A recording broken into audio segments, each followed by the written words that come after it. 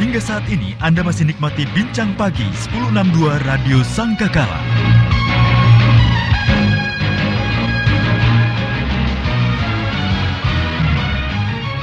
The Voice of Love, Kekasih Tuhan masih melanjutkan kebersamaan kita dalam program Bincang Pagi bersama dengan PDP Leo Weura dari GPPS Bethlehem Kutisari.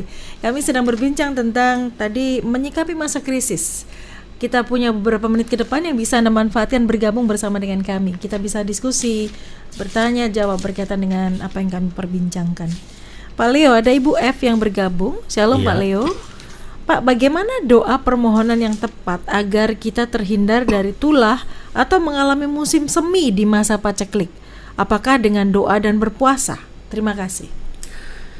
Nah, kalau kita berbicara doa, itu kembali lagi kita harus memahami bahwa apapun yang kita hadapi itu kita boleh berdoa kepada Tuhan, tapi kembali lagi kita harus mengakhiri doa kita dengan biarlah kehendak Tuhan yang jadi.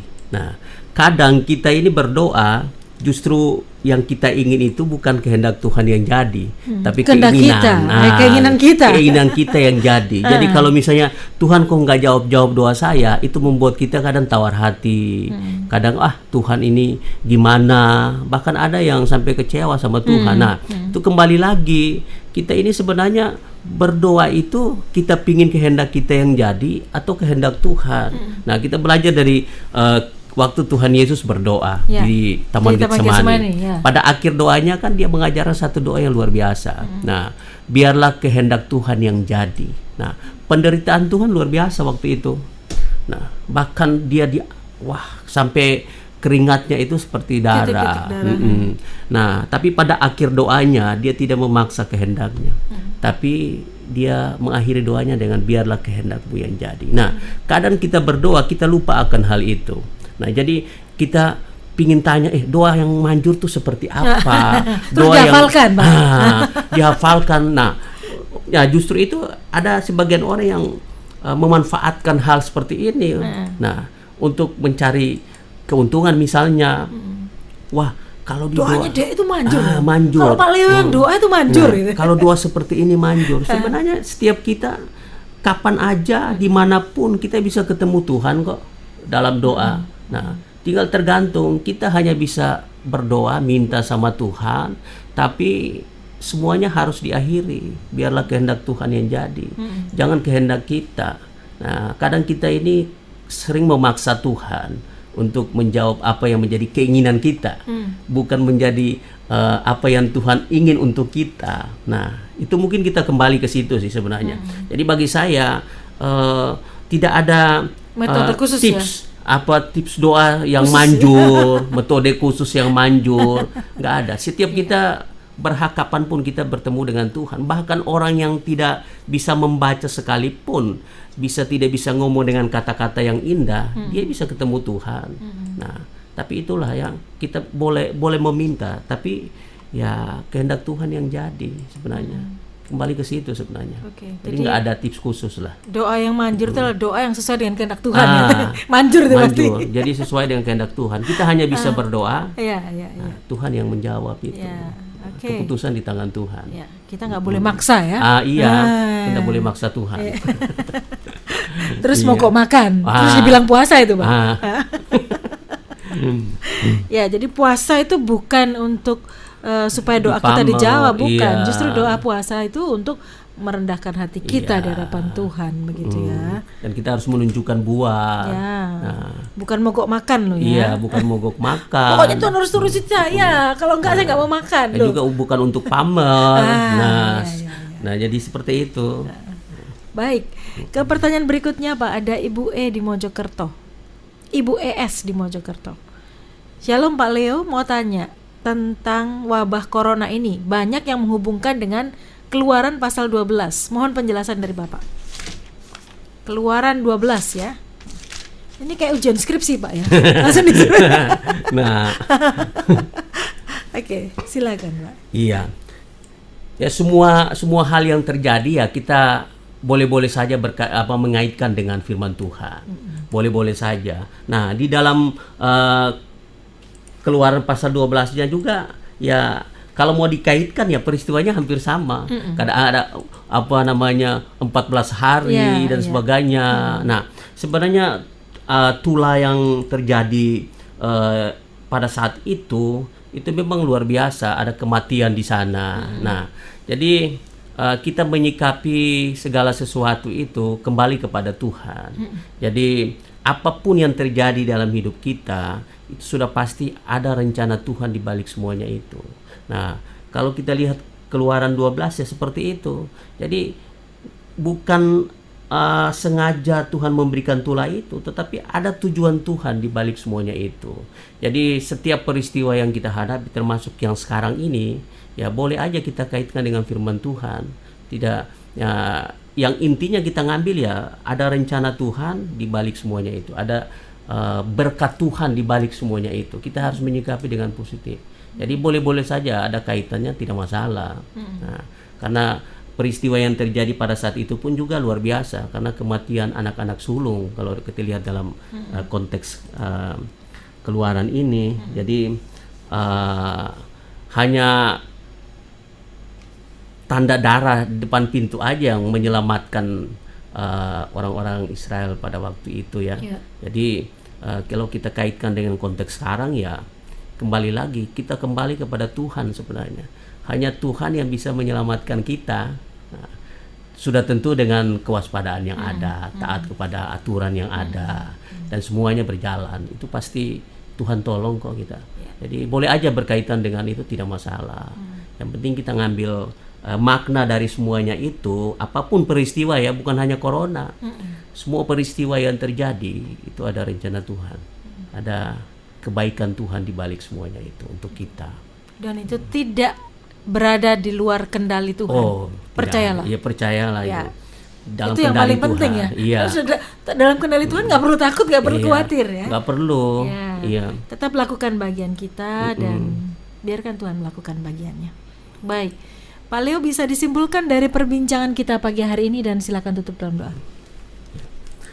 Kekasih Tuhan, pagi hari ini di dalam kondisi yang sekarang ini terjadi, kita harus menyikapi musibah yang sekarang ini terjadi. Satu hal yang harus kita pahami dalam kehidupan kita bahwa ada rencana Tuhan di balik semuanya ini.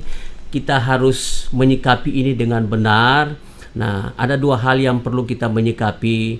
Kita harus taat kepada Tuhan. Nah, dalam hal ini taat kepada orang-orang yang dipakai Tuhan, salah satunya pemerintah. Dengan himbauan pemerintah yang ada, kita harus taat kepada semua peringatan-peringatan yang diberikan oleh pemerintah untuk kita semua.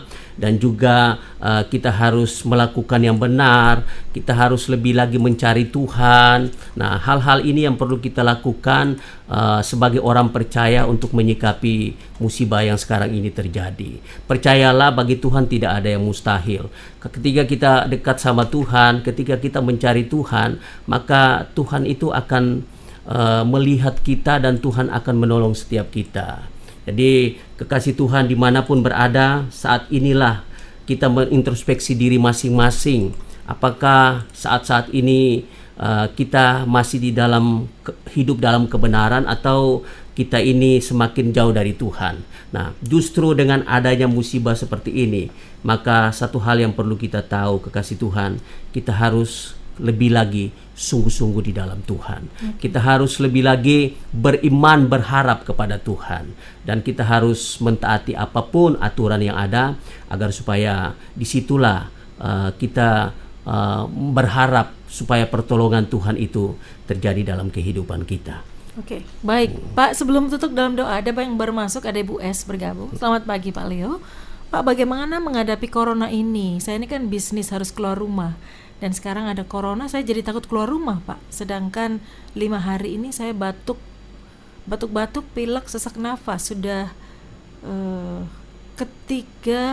udah ke dokter 3 kali Pak. Ya Jadi memang bagaimana? kalau ya ini sudah jelas kalau ibu lagi batuk dan nggak enak mungkin badan, nggak gitu. enak badan. Nah sebaiknya ibu konsultasi dengan dokter dan jangan takut ke dokter. Nah kadang orang menghadapi ini ya kadang ada orang yang takut ke dokter karena takut diisolasi dan sebagainya. Nah kalau kita peduli dengan orang lain, kalau kita udah merasakan hal seperti itu ya kita harus ke dokter, konsultasi dengan dokter. Sudah 3 kali Pak ke Nah, dokter. Jadi menghadapinya bagaimana nih? ya kita tetap menjalani pengobatan yang ada dan jangan lupa berharap sama Tuhan. Kita berdoa sama Tuhan. Jadi segala sesuatu ya pasti ada pertolongan Tuhan. Amin. Baik, silakan tutup dalam doa Pak Leo. Ya kekasih Tuhan, sebelum kita mengakhiri perbincangan pagi kita, mari kita berdoa. Terima kasih Tuhan Yesus, pada pagi ini kami bersyukur karena apapun keadaan yang kami hadapi, Tuhan selalu baik bagi setiap kami.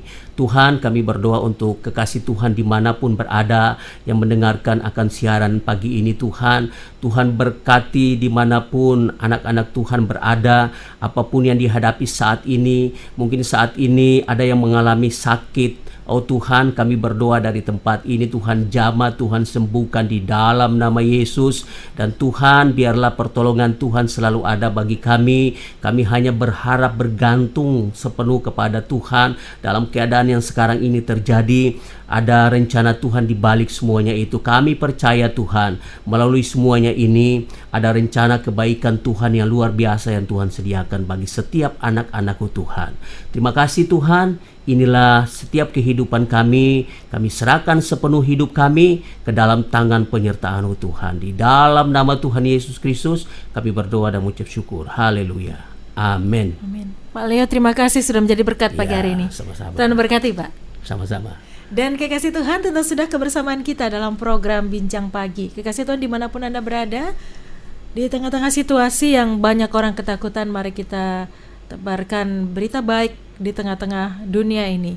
Dunia sedang membutuhkan Anda dan saya untuk menyampaikan kabar baik tentang Kristus, tentang bagaimana Tuhan peduli, tentang bagaimana semuanya ada dalam kendali tangan Tuhan. Percayalah bahwa Anda dan saya, kita semuanya bisa melewati semua wabah ini, krisis ini ketika kita berseru kepada Tuhan, kita bergandeng tangan dalam doa, dalam roh ya, kekasih Tuhan.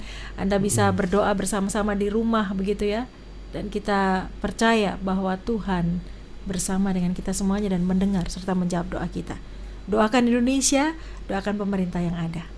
Saya Wahyu Widiawati pamit, selamat pagi, selamat beraktivitas. Tuhan Yesus memberkati.